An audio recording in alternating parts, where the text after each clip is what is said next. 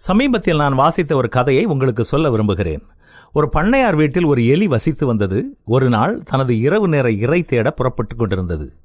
எலி வலையை விட்டு தலையை உயர்த்தி பார்த்தது. வீட்டின் எஜமானனும் எஜமானியும் ஒரு பார்சலை பிரித்து கொண்டிருந்தார்கள். ஏதோ நாம் சாப்பிடக்கூடிய ஒரு பொருள்தான் உள்ளே இருக்கும் என்று ஆவலோடு பார்த்தது எலி. அவர்கள் வெளியே எடுத்தது ஒரு எலிப்பொறி. அதை பார்த்தது அந்த எலிக்கு மூச்சே நின்றுவிடும் போல இருந்தது. உடனே ஒரே ஓட்டமாக வீட்டில் இருந்த கோழியிடம் போய், பண்ணையார் ஒரு எலிப்பொறி வாங்கி வந்துள்ளார், எனக்கு பயமாக இருக்கிறது என்றது. நல்ல வேளையா இந்த எலிப்பொறியால் எனக்கு ஒரு பிரச்சனையும் இல்லை என்றது கோழி. உடனே அது பக்கத்தில் இருந்த வான்கோழியிடம் சென்று அதே விஷயத்தை சொல்லியது. வான்கோழியும் அதே பதிலை சொல்லியதோடு, நான் எலிப்பொறியெல்லாம் பார்த்து பயப்பட மாட்டேன் என்று சொன்னது. மனம் நொந்த எலி அடுத்ததாக பக்கத்தில் இருந்த ஆடு ஒன்றிடம் போய் அதே விஷயத்தை சொன்னது. ஆடும் அதே பதிலை சொல்லியது. அத்தோடு நின்றிருந்தாலும் பரவாயில்லை, எலிப்பொறியை பார்த்து என்னையும் பயப்படச் சொல்கிறாயா என்று நக்கலும் அடித்தது. அன்று இரவு எலிப்பொறியில் ஒரு பொரித்த மீன் துண்டை வைத்துவிட்டு பண்ணையாரும் அவருடைய மனைவியும் தூங்கப் போயினர்.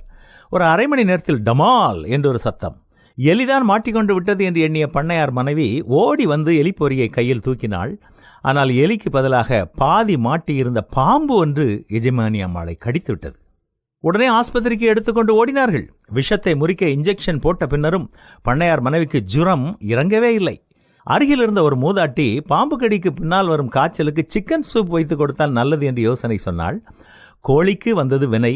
கோழி அடித்து சூப் வைக்கப்பட்டது. கோழி உயிரை விட்டது. அப்போதும் பண்ணையாரினுடைய மனைவியினுடைய ஜுரம் தணியவில்லை. உறவினர்கள் சிலர் நலன் விசாரிக்க வந்தார்கள். அவர்களுக்கு சமைத்து போட வான்கோழியை அடித்தார்கள். வான்கோழியும் உயிரை விட்டது. சில நாட்களில் பண்ணையார் அம்மாவினுடைய உடல் நலம் தேறியது.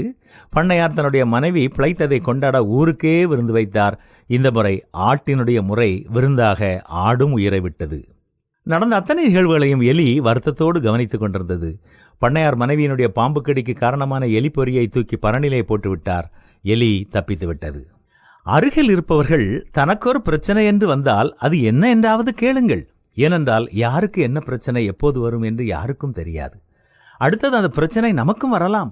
அடுத்த முறை நம்முடையதாகவும் இருக்கலாம். அழிவு வருமுன் மனுஷனுடைய இருதயம் இருமாப்பாயிருக்கும். மேன்மைக்கு முன்னானது தாழ்மை என்று வேதமும் நம்மை எச்சரிக்கிறது.